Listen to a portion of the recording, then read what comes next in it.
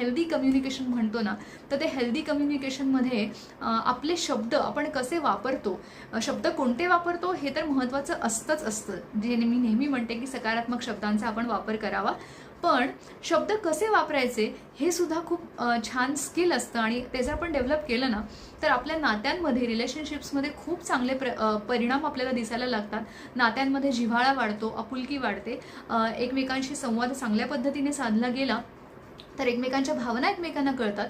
त्याच्यामुळे जे वाद होण्याचं प्रमाण आहे ते बऱ्यापैकी कमी होतं, कारण आपण चांगल्या पद्धतीने बोलायला शिकतो, चांगल्या पद्धतीने व्यक्त व्हायला शिकतो.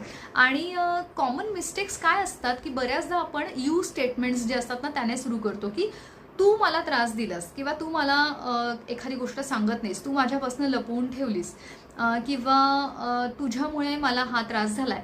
तर इथे काय होतं, समोरच्या माणसावरती डायरेक्ट अटॅक केल्यासारखं त्याला वाटतं